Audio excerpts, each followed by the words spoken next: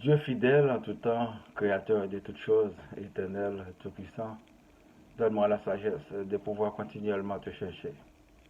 Merci pour la création, merci pour la vie, merci pour tous tes bienfaits. Je te demande pardon pour mes péchés et ceux des autres. Merci et merci Père Céleste. Mon nom c'est Boniface Paradon, votre serviteur. Je vous salue dans le nom de notre Seigneur et Sauveur Jésus-Christ, le roi des rois. Il est le Fils unique, le bien-aimé du Père. Écoutez sa voix. Il est le chemin qui mène à la vie. Et de ce fait, je vous dis merci et bienvenue sur le web, chers internautes, à l'écoute et à la visualisation de cette nouvelle édition. Soyez bénis. Le titre d'aujourd'hui, c'est Samson dit Seigneur éternel, souviens-toi de moi. Je te prie, ô Dieu, donne-moi de la force. Juge chapitre 16, du verset 27 à 31. La maison était remplie d'hommes et de femmes. Tous les princes des Philistins étaient là. Et il y avait sur le toit environ 3000 personnes, hommes et femmes, qui regardaient Samson jouer.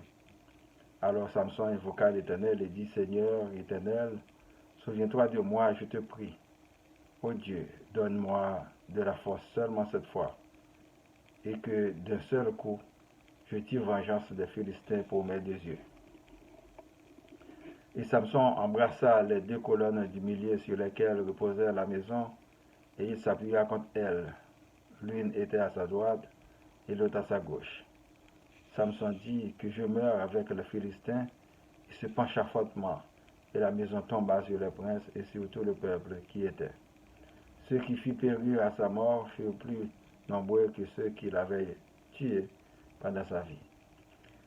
Ses frères et toute la maison de son père descendirent et l'emportèrent lorsqu'ils furent remontés. Ils l'enterrèrent entre Tessoréa et Eshtaol dans le sépulcre de Manoch, son père. Il avait été juge en Israël pendant 20 ans. Pour la prédication, mes frères et sœurs dans le Seigneur, que la grâce et la paix de Dieu soient toujours avec vous. Comment était-ce la semaine?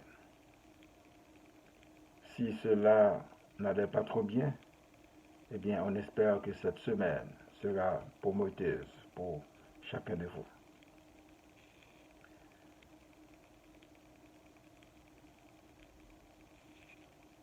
Gloire à Dieu notre Père, gloire à Jésus-Christ, le ressuscité parmi les morts et qui est vivant.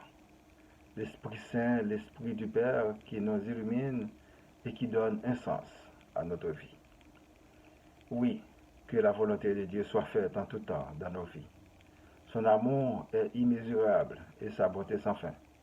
Il est la source du bien, l'origine de toute inspiration pouvant nous activer à l'amour du prochain.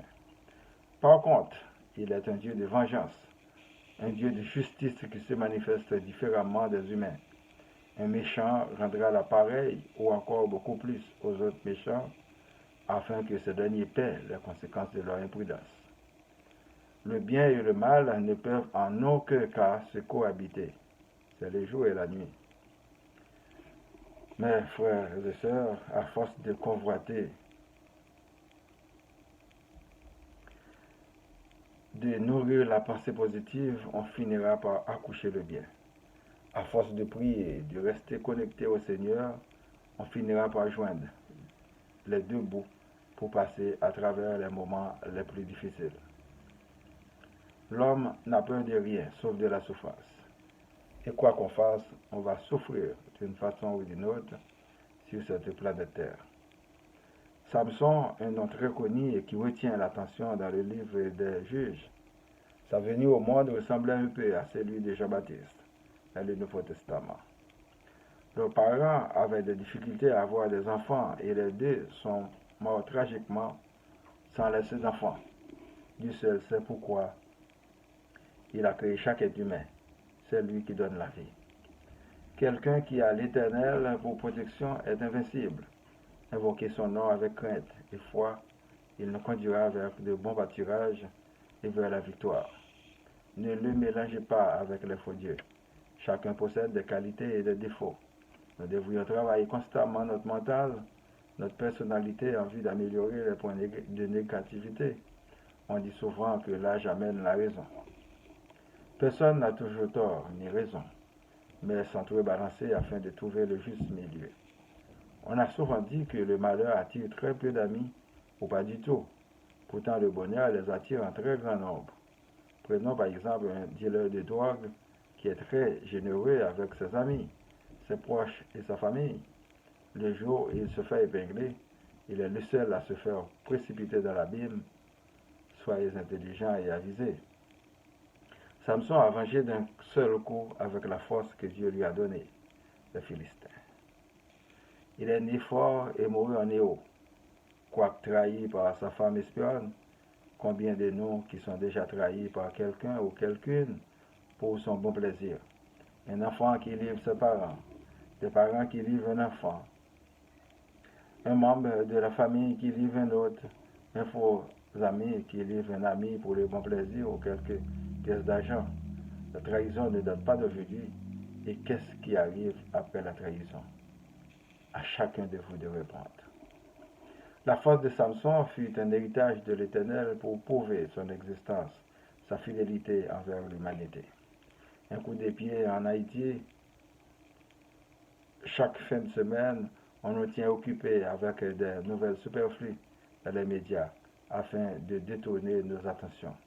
Pendant qu'on règle en catimini des affaires, on signe des contrats juteux sur le dos de la population misérable. On dit de ne pas voyager en Haïti, mais les officiels voyagent. Les grands hommes et femmes d'affaires voyagent. Les politiciens et les diplomates voyagent. Les ONG voyagent. Est-ce qu'ils ont laissé passer des bandits à cravate et à sapate pour se vaquer à leur occupation? Pourtant, les riches développent leur entreprise pendant que la masse s'appauvrisse. Seuls les citoyens du pays ont intérêt à investir et développer leur pays. On ne négocie pas avec des voleurs. Programmez-vous, Haïtiens, Haïtiennes. Nous avons beaucoup plus d'opportunités aujourd'hui que nos ancêtres. Alors faites-vous valoir en utilisant les nouvelles technologies et les sciences modernes pour construire d'autres villes ou reconstruire celles existantes. Les véritables gangsters sont au Palais national, à la primature, dans la PNH, dans les douanes, au port, dans la diaspora. Au bas de l'échelle, on trouve les bandits à sapate qui exécutent pour leur patron. La solution, c'est de bloquer l'approvisionnement en armes et en munitions d'une part, et d'autre part, qu'un gouvernement constitutionnel entame des projets sociaux de grande envergure, infrastructures, nettoyage, assistance sociale, désarmement, investissement, prêts, éducation pour tous, justice impartiale dans tout le pays. Et pour ce faire, cela prend des hommes et des femmes honnêtes et intègres.